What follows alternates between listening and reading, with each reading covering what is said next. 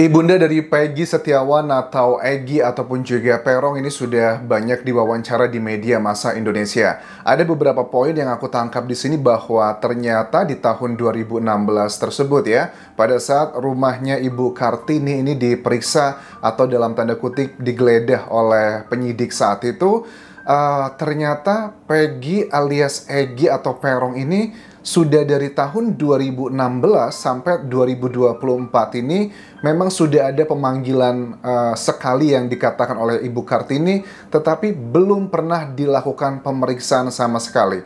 Ini juga unik teman-teman. Ada pesan yang kalau kita tangkapkan selama ini masyarakat menilai, kok bisa ya 8 tahun si Peggy atau Egy ini nggak bisa ditangkap oleh Polda Jawa Barat atau Polres Cirebon saat itu, padahal kan dia berada di Bandung doang.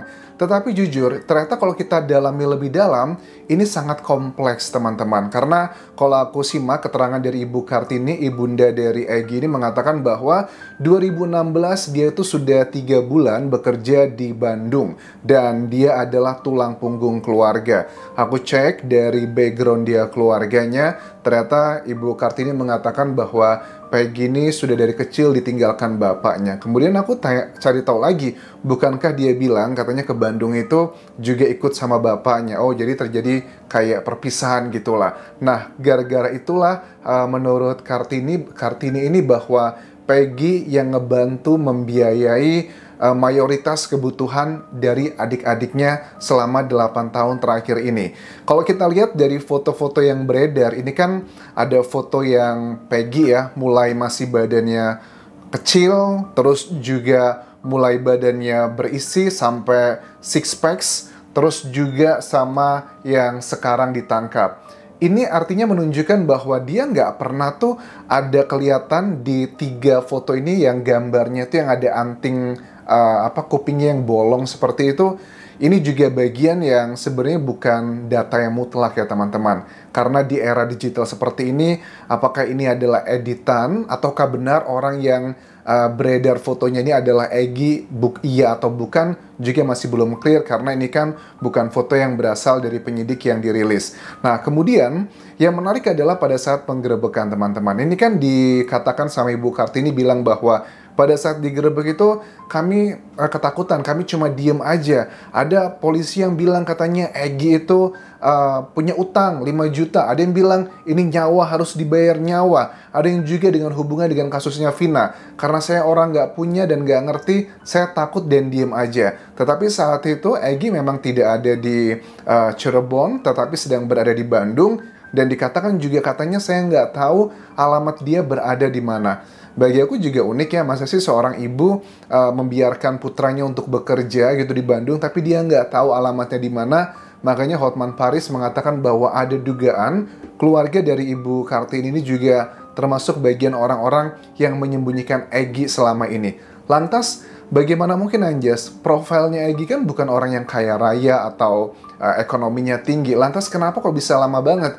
Ya mungkin aja karena dari dugaannya penyidiknya saat itu pun juga tidak begitu serius menangani kasus ini, terutama untuk mencari DPO-nya. Terus juga ada yang bilang bahwa kenapa kok pada saat DPO itu disampaikan ke masyarakat tidak jelas, tidak ada fotonya. Nah, ini juga aku baru mendengarkan keterangan ya dari mantan Kabareskrim Komjen Pol Purnawirawan Ito Sumardi, bahwa beliau mengatakan para pelaku itu punya tingkat yang namanya solidaritas yang sangat tinggi. Jadi mereka tuh sengaja gitu ngebuat nggak clear siapa-siapa aja yang berada di sana. Tapi pada saat aku melihat keterangannya Ibu Kartini ini, sebenarnya aku juga prihatin ya.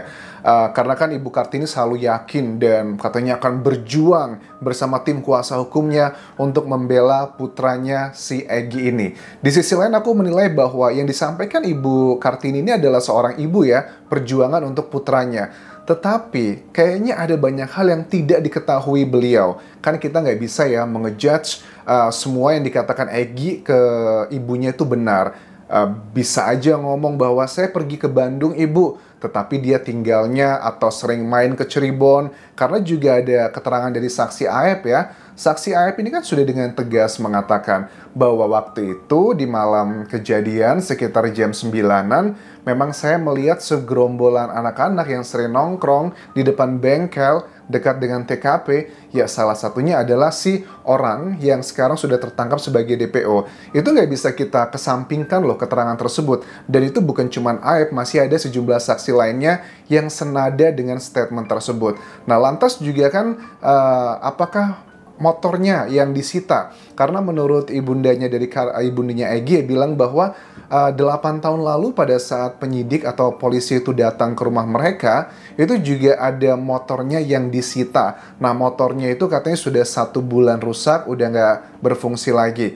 Apakah nggak berfungsinya, rusaknya tersebut gara-gara dipakai di malam kejadian, dilakukan hal-hal yang luar extraordinary, makanya motornya rusak? Tapi yang namanya keluarga pasti akan selalu mengatakan, enggak kok, ini sudah 1 bulan yang lalu rusaknya. Sekali lagi, bahwa dari pihak kepolisian tuh, aku rasa tidak mencari pengakuan, ya, tetapi adalah alat buktinya. Sekali lagi, ada 5 jenis alat bukti, dan dibutuhkan 2 alat bukti untuk menentukan satu orang tersebut sebagai tersangka. Dan Egy sudah resmi ditetapkan sebagai tersangka.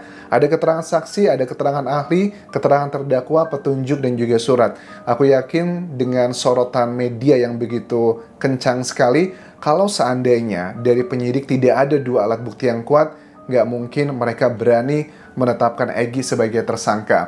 Pada saat di Polda ini juga statementnya unik sih menurut aku. Kan ditanya nih di sejumlah wawancara, berkali-kali Ibu Peggy ini mengatakan bahwa saya terakhir ketemu sama Peggy pada saat sudah ditangkap adalah di Polda Jawa Barat. Tapi sekarang saya nggak tahu di penjara mana sekarang. Tetapi yang dia sampaikan begini bahwa dia bilang ke saya bahwa mau pamit emak, sampaikan juga ke bapak minta maaf. Peggy itu tidak bersalah. Saya sudah bilang ke polisi tapi tidak dipercaya. Nah, sebagian netizen pun juga ada yang cenderungnya pro dengan Ibu Kartini ya, yang mengatakan bahwa dia tuh orang nggak mampu, berpendidikan rendah, keluarga boleh dibilang terbatas sekali secara ekonomi. Bagi aku itu tidak linear, teman-teman. Karena apa? Mohon maaf.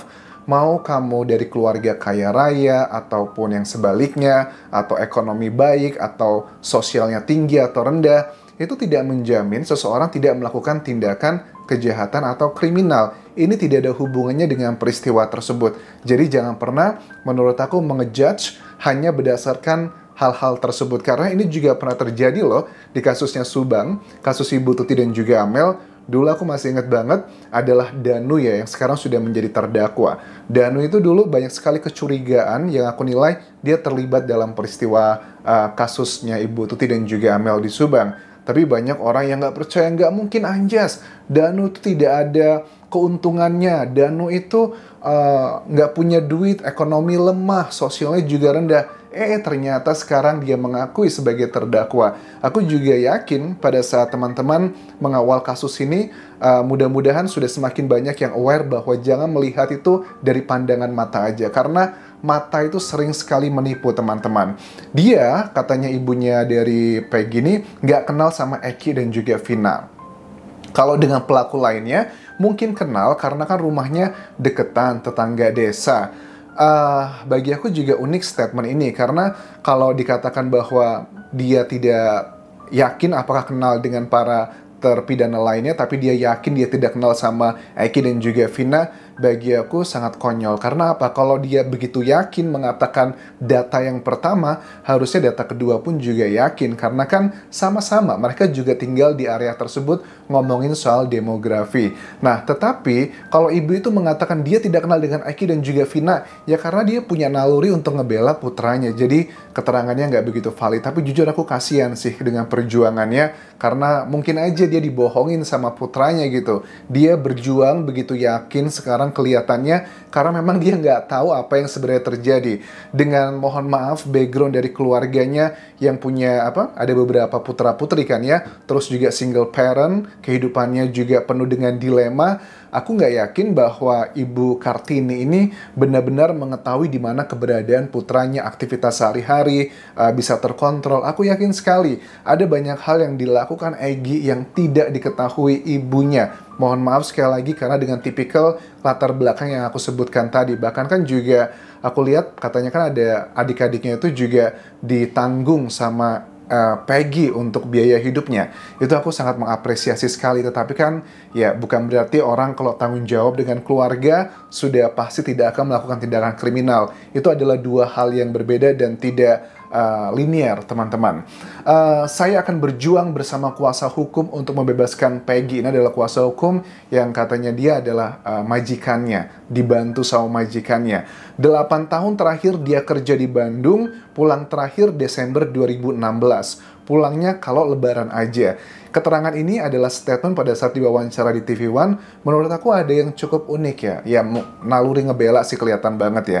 8 tahun terakhir kerja di Bandung, oke. Pulang terakhir Desember 2016. Kejadiannya Vina dan Eki itu adalah di bulan Agustus 2016, Agustus. Ya, beberapa bulan setelah kejadiannya. Tetapi dikatakan juga lebaran juga pulang kok. Kan apakah Desember itu lebaran? Dicek tahun 2016. Kemudian di lebaran kapan ini pulangnya? Jadi ini sih sudah nggak linear sih menurut aku. Jadi kalau keterangan dari Ibu Peggy ini bisa menjadi alat bukti, ya menurut aku sangat lemah sekali. Sebenarnya gampang. Kalau memang seandainya memang Peggy itu pada saat kejadian peristiwa Vina dan Eki sedang berada di Bandung, kan bisa ditunjukkan dengan alat bukti lainnya. Kalau memang betulan dia bekerja sebagai buruh bangunan bersama bapaknya, selain dari keterangan saksi ya, karena itu juga cukup lemah, sudah 8 tahun bisa aja ngebantu, tetapi kan bisa dengan CCTV misalnya Egy ya, saat itu di tanggal 27 Agustus 2016 itu dia lagi jalan di area mana yang ada CCTV-nya. Dia ingat-ingat di tanggal tersebut harusnya. Area mana yang dia lewati yang ada CCTV-nya kan bisa ditunjukkan. Kalau nggak percaya nih Pak, saya lagi berada di Bandung, cek aja nih. Waktu itu saya mau beli makan warteg misalnya. Nah di warteg itu ada banyak CCTV kok. Cek aja, saya ada di sana. Aku yakin kota Bandung kan termasuk kota yang cukup dekat dengan Jakarta dan CCTV itu bukan hal yang baru di sana. Tetapi sepertinya ini tidak dilakukan. Ya pasti ada alibi yang lainnya. Kuasa hukumnya Vina, ada Ibu Intan pun menyampaikan beberapa statement bahwa untuk masalah Peggy ini memang dari awal keluarga tidak kenal sama Peggy ya, kata dari kuasa hukumnya Vina. Tapi mengetahui nama Peggy itu adalah karena dari kesurupannya si Linda tersebut. Bukankah mereka pernah ketemu? Ya ada dugaan beberapa foto. Ya memang pertemuan mereka, tetapi sekali lagi si Vina aja yang berasal dari keluarga yang notabene itu relatif penuh dengan kasih sayang aja tidak bisa mengetahui dia main dengan siapa, ketemu dengan siapa, tidak tahu. Apalagi mohon maaf sekali lagi dengan latar belakang keluarganya Peggy yang begitu penuh dengan drama. Ibunya juga sibuk sebagai single parent, gak yakin beliau mengetahui banyak hal. Bukan membicarakan masalah negatifnya teman-teman ya, tapi untuk membahas mengenai menuju ke alat bukti apakah kuat atau tidak, itu poinnya.